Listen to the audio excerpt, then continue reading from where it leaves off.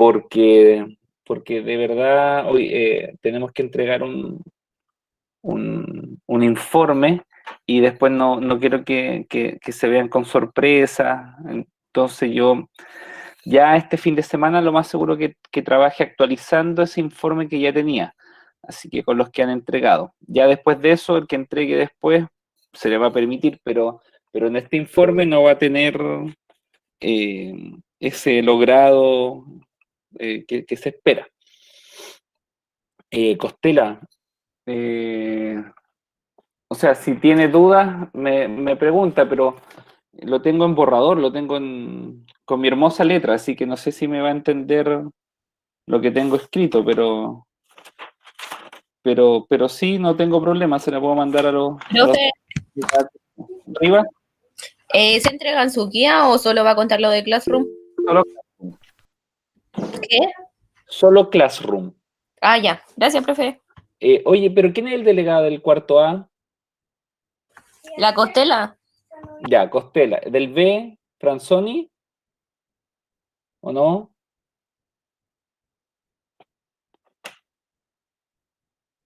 No, no hay del B. Ya, la Franzoni se lo voy a enviar. Ya, y el C, ¿quién es delegado para mandarle? ¿Neira? Sí, profe, mándamelo a mí nomás. Ya, Neira. ¿Y del D, quién es el delegado? El José. No, del D, los del D están durmiendo. Ya, cualquiera del D entonces. A Leandro. Leandro que está responsable ahora. Ya, a ver, entonces, les voy a mandar, traten de interpretarlo, ¿ah? Pero lo que está en blanco es porque no está hecho, o hasta donde yo lo actualicé no estaba hecho. Y todo lo demás tiene números, así que son los números de los puntajes de las actividades, ¿ya? Así que yo espero que lo puedan interpretar bien, pero está a mi estilo, así que no sé qué. Las guías van a ser complementarias en el sentido de que si te falta algo, yo te las voy a pedir, ¿ya? Eso es lo importante. Además, no son tantas guías y hay preguntas que están en el Classroom que son de las mismas guías, así que para que lo tengan en cuenta, ¿ya? Pero esperemos que manden todo, porque a partir de eso estaría todo ok. Ya, voy a presentar, chiquillo, para que no tengamos problemas.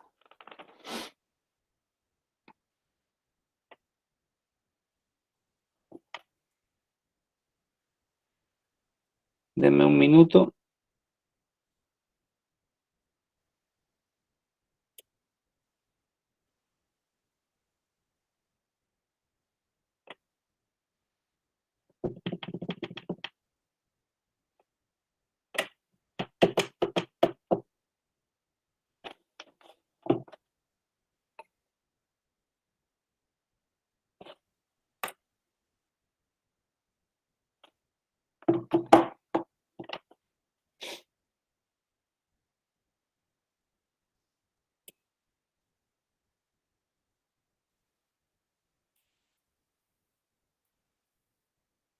Ya, por favor, alguien que me corrobore que esté todo ok. Sí, Sí, se ve, ¿Sí? profe. Espera, está un poco pegado a mi computador. No sé qué le pasa. ¿Pero se ve? sí. ¿Sí? Ya, Sí. vamos a esperar.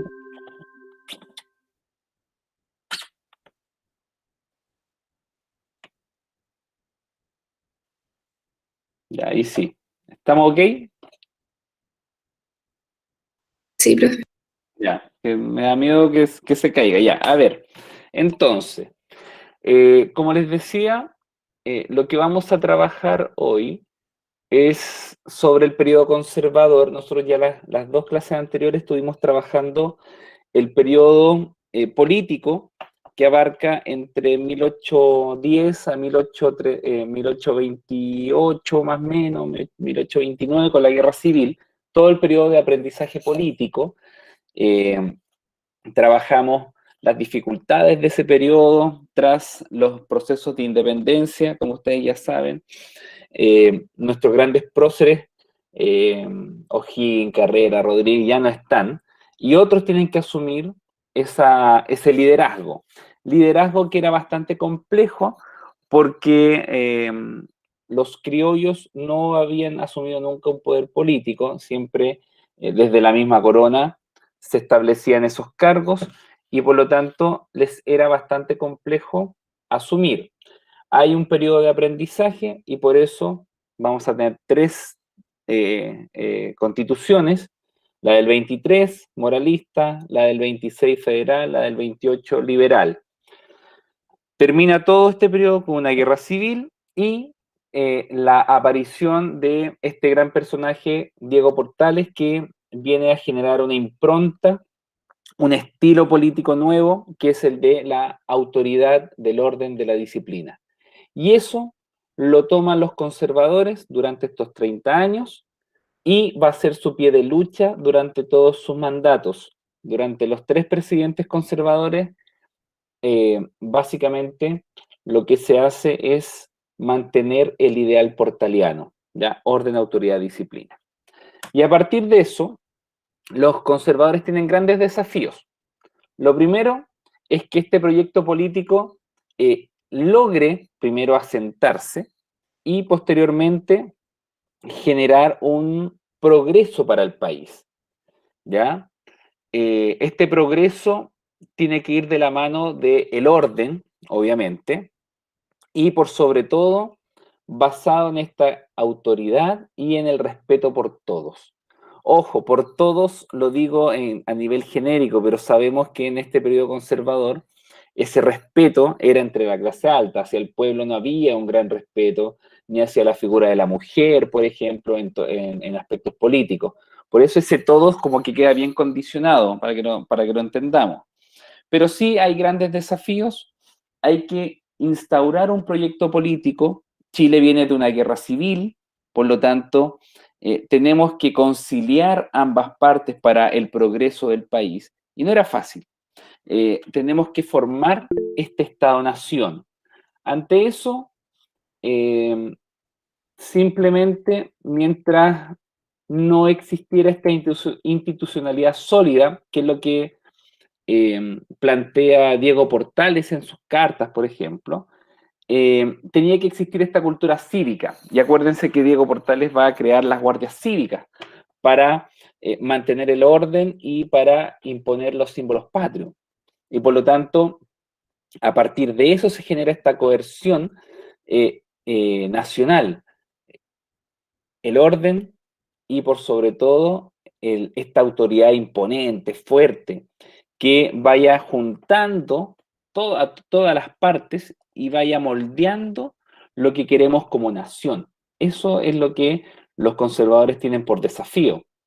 Posteriormente, Profe, y como, dígame, preguntan en el chat si la iglesia tiene poder en la política. sí, en este momento sí, mucho poder, porque estamos influenciados totalmente por la iglesia.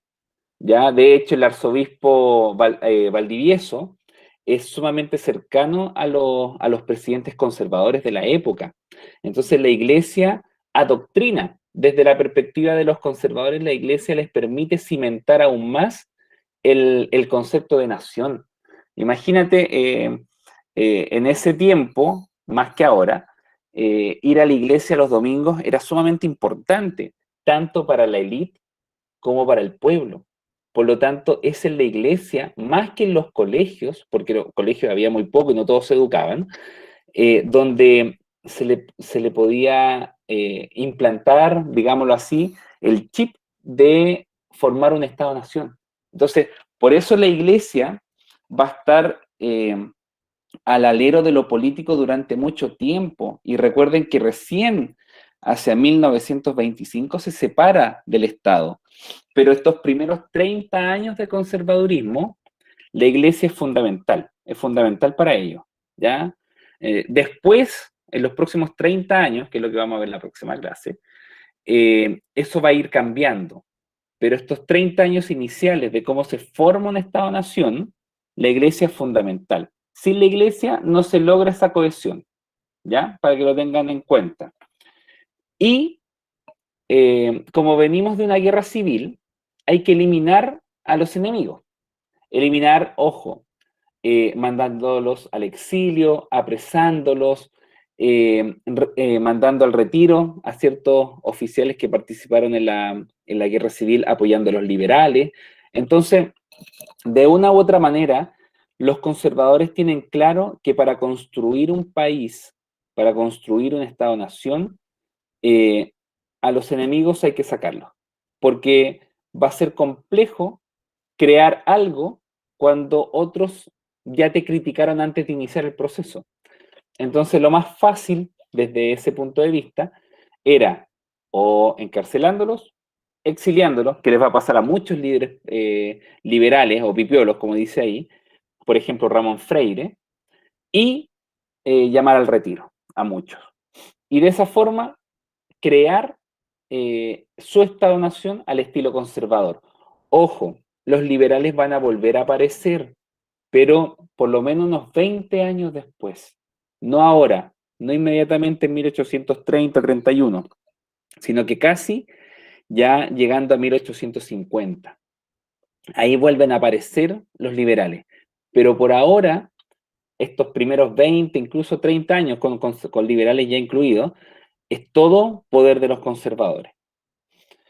Como ustedes saben, y creo que lo recuerdan, los tres primeros presidentes conservadores son José Joaquín Prieto, Manuel Bulnes y Manuel Montt. Todos de una u otra manera emparentados, todos de una u otra manera ligados al conservadurismo. Prieto y Bulnes militares, Montt civil, ¿ya? ¿Por qué destaco esto? Porque venimos de una guerra civil y por lo tanto nuestros primeros presidentes de este periodo republicano van a ser militares, ¿ya? Van a mantener ese orden. Prieto participa en la guerra civil, Manuel Bulnes peleó en la guerra contra la Confederación Perú-Boliviana, ¿ya? Por lo tanto, y es sobrino de José Joaquín Prieto, por lo tanto, hay un cierto conocimiento de la élite. Y si ustedes se dan cuenta, todos van a durar 10 años porque la Constitución del 33 establecía 5 años con posibilidad de reelección. Y estos primeros tres presidentes van a ser reelectos. ¿Qué hace cada uno de ellos? Lo vamos a destacar de manera bien general para que no lo tengan en cuenta solamente. A nivel político, Prieto promulga la Constitución del 33, que la vamos a destacar y la vamos a caracterizar en un par de diapositivas más adelante. Prieto termina con el bandidaje, que eran estos cuatreros, personas que o asaltaban personas o robaban animales, ¿ya? Se termina con el bandidaje. Se crea el Ministerio de Justicia e Instrucción Pública, está junto, educación con justicia. En lo económico, importantísimo el descubrimiento de la mina de plata de Chañarcillo, porque nos va a dar dinero fresco al país que lo necesitaba tanto, y el descubrimiento de Chañarcillo va a generar mucho ingreso económico.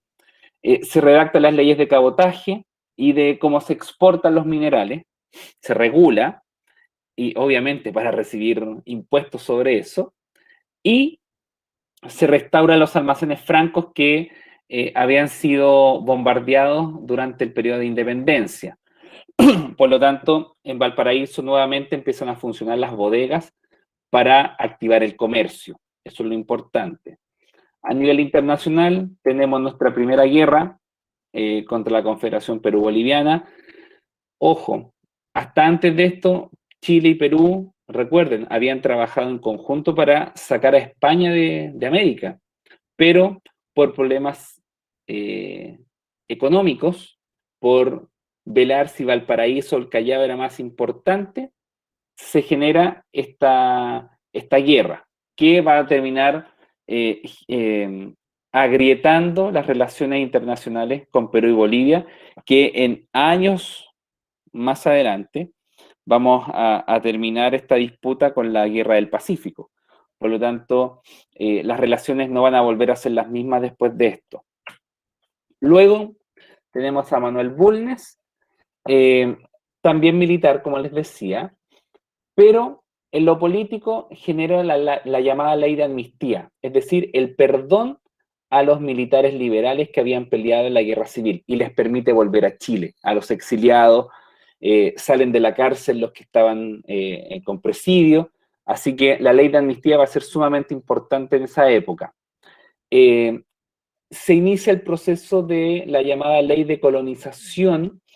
¿Qué significa esto? Que simplemente se inicia la expropiación en algunos casos de tierras fértiles hacia lo que es la zona sur del país. ¿Por qué? Necesitamos tierras para alimentar a la población. Y por lo tanto, se inicia un proceso de habitar zonas que estaban deshabitadas. Ejemplo, Yanquihue, Valdivia, Puerto Montt, lugares donde esta ley de colonización va a permitir la llegada de extranjeros, mayoritariamente alemanes, ¿ya? Algunos ingleses, franceses, pero por sobre todo alemanes, ¿ya? Y ahí es cuando esta zona, la zona de Yanquihue, se empieza a hacer famosa, porque además el gobierno chileno te subvencionaba, ese era como el enganche, venir a esta zona totalmente gratis, el gobierno paga, te regala un terreno para que tú lo trabajes y generes soberanía en ese lugar. ¿Ya? Eso es lo importante. En lo económico comienza el boom de lo que va a ser la venta de trigo por la fiebre del oro a California y Australia. Recuerden que durante este periodo, 1850, 1855, más o menos, 5 años, donde va a ser, las ventas se van a triplicar en algunos casos, porque está la llamada fiebre del oro, mucha gente migró hacia California y Australia, y los mercados propios no dan abastos, y por lo tanto es el mercado chileno mayoritariamente que les va a vender ese producto. A nivel cultural, importantísimo también, durante el gobierno de Bulnes, se funda la primera universidad, que es la Universidad de Chile, ¿ya? Primera universidad republicana, porque hasta antes de esto estaba la de San Felipe, que había creado la corona española. La fundación de la Escuela Normal de Preceptores, acuérdense que los preceptores eran los profesores de la época. ¿Por qué es tan importante la Escuela Normal? Porque de esa forma empezamos a gestar un proyecto país desde la educación. Se crea o se confecciona el primer ferrocarril Copiapó-Caldera. Ojo, ¿por qué no Santiago con otra ciudad? Copiapó Caldera era sumamente importante. Caldera es donde estaba Chañarcillo, Copiapó el puerto más cercano, había que exportar el mineral rápidamente. Y también está la fundación de la Escuela de Arte y Oficio hacia 1849. Por lo tanto, Bulnes se hace cargo mucho de lo que es la cultura, y el ferrocarril nos permite mayor ingreso económico de manera rápida. A nivel territorial, se toma posesión del estrecho Magallanes. De hecho, se crea el fuerte Bulnes, que ahí sale a continuación, que es en honor a él, el nombre. Se funda Punta Arenas para mantener soberanía en ese lugar, y, como les dije, la colonización de Yanquihue, para establecer familias extranjeras, ya que los chilenos no querían vivir hacia esa zona, y se mantiene la soberanía. Luego aparece Manuel Montt. En lo político se establece el primer Código Civil, escrito por Andrés Bello, ojo, a casi copia de lo que era el Código Napoleónico, pero él lo redacta, Andrés Bello. Se crea la primera ley de instrucción primaria. Fíjense, en el gobierno anterior se creó la Escuela de Preceptores, ahora se establece la de instrucción primaria, es decir, una ley de educación. Ahora sí se construye un ferrocarril entre Santiago de Valparaíso y la red telegráfica desde Santiago de Talca. El telégrafo era lo más rápido en comunicación en la época. A nivel cultural, la escuela de preceptoras, es decir, habrá mujeres que pueden ser docentes, y la fundación de Puerto Montt, en honor a su nombre y también hacia el sur para mantener la soberanía. ¿Qué conflictos tuvo Manuel Montt? 2 guerras civiles, 1851, 1859, pero a pesar de eso, ¿y por qué se crean estas guerras civiles? Porque los liberales empiezan a aparecer y no quieren más conservadurismo. La del 51 al inicio de su mandato, la del 59 al final, todas por un mismo punto, que es empezar a liberalizar el país. Entonces, ¿por qué termina este periodo con guerras civiles? Porque claramente la Constitución del 33 es una Constitución sumamente autoritaria y, como dice en el subtítulo, legaliza el orden autoritario, lo establece como presente, no va a ser un delito, porque la Constitución lo establece. Y ante eso, fíjense, ¿dónde está el autoritarismo presente? Primero, 5 años con posible reelección. Un presidente en 10 años en el cargo, obviamente, genera un poder. Como siempre, puede nombrar ministros y funcionarios públicos, eso hasta el día de hoy se hace. Comandaba las Fuerzas Armadas, porque los primeros presidentes fueron militares. Por lo tanto, se crea de acuerdo a ese orden. Y en casos de guerra, él comanda las Fuerzas Armadas. Tiene facultades extraordinarias, como cuáles, vetar leyes, ya puede vetar leyes que establezca el Congreso, y se ejercía el derecho a patronato. Y aquí puedo seguir con la pregunta que había hecho Amaya, o otra persona, y que Amaya lo dijo, pero el derecho a patronato es que el presidente, a partir de una terna, podía elegir a los altos cargos eclesiásticos. Entonces, claramente, si un civil o un militar podía elegir o podía presentar al Vaticano una terna, es porque claramente hay un lazo entre la Iglesia y el Estado. Nombra a los jueces del Tribunal Supremo de Justicia, ¿ya? Y como les dije, ejerce el derecho a patronato. A nivel legislativo, el Congreso es bicameral, es decir, Cámara de Senadores y Diputados, ¿ya? Igual que hasta hoy. Sí existe la llamada Comisión Conservadora, que es la que vela porque el comportamiento público de estos senadores y diputados sea el adecuado. Y los senadores y diputados no gozaban de sueldo, no existía la dieta parlamentaria, ya para que lo tengan claro, no era por ad honorem, como se dice, es decir, no reciben dinero por el cargo que ejercen. ¿Qué facultades tienen? Obviamente, aprobar la inversión de fondos públicos, hasta el día de hoy se hace. Sí, algo importante, realiza el escrutinio de la elección presidencial, es decir, está involucrada en la elección de presidentes. Entonces, ojo, por eso muchos plantean de que estos 3 presidentes moldearon su candidatura y moldearon su reelección gracias a esto.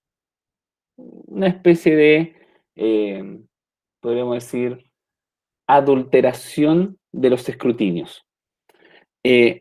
Luego, ¿qué otra atribución? Se puede conceder el desafuero de sus pares, es decir, puedo sacar a algún senador o diputado si no lo está haciendo bien,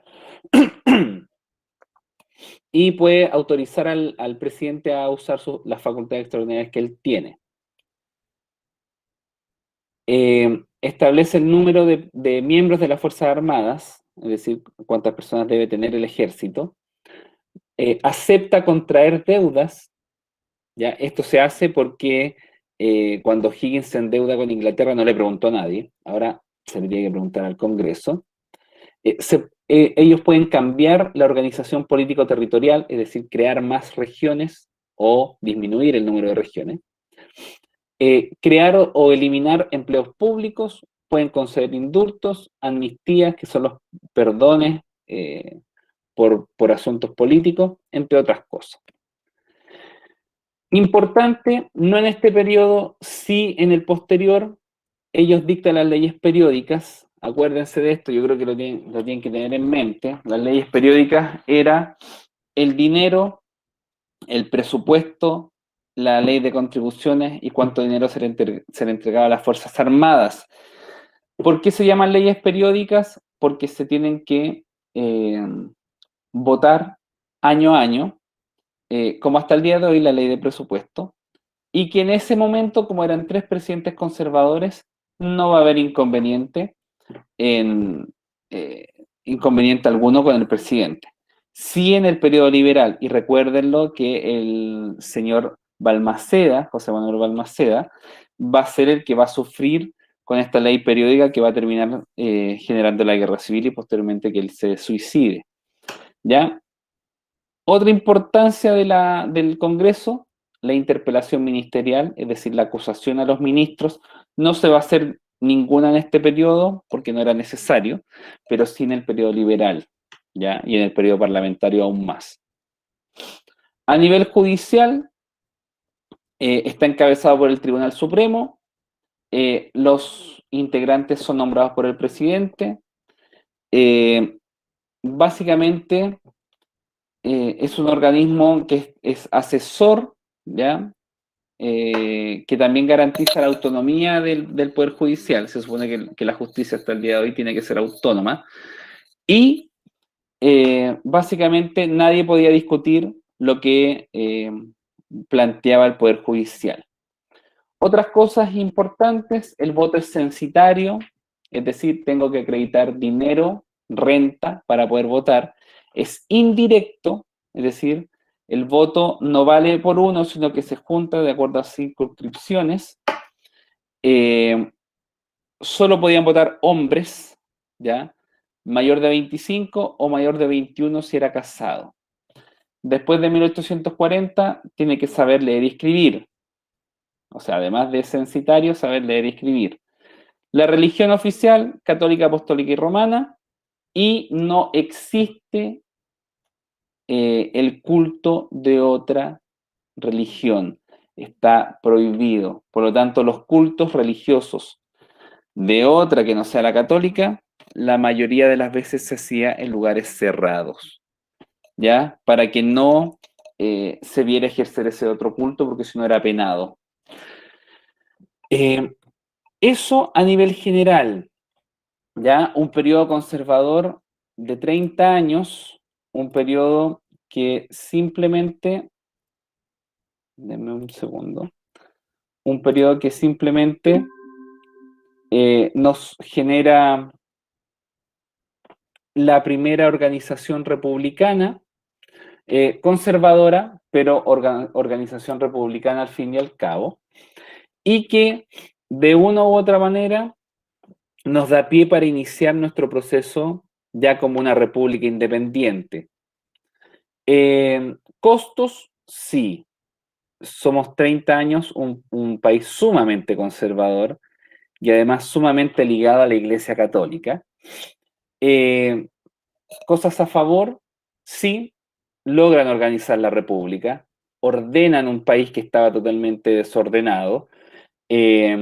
¿A qué costo? A el costo de la autoridad. Pero, ¿qué es lo rescatable? La creación de la Constitución del 33, sí, muy conservadora, pero que con el correr de los años, y lo vamos a ver la próxima semana, va a ir cambiando. ¿Cómo va a ir cambiando? Simplemente con modificaciones de acuerdo a la actualidad política, social y económica del país en el momento. Así va a ir cambiando. ¿Ya? No sé si hay alguna pregunta, duda. Profe, Dígame. Sí sabe lo de las 100 personas del MIP, ¿cierto? Sí, sí lo sé. Ya, el Pablo no se puede meter por eso. Sí, no hay problema, no se preocupen. A ver, Ya. chiquillo, en este momento les estoy asignando el ticket de salida de hoy, así que denme un minutito.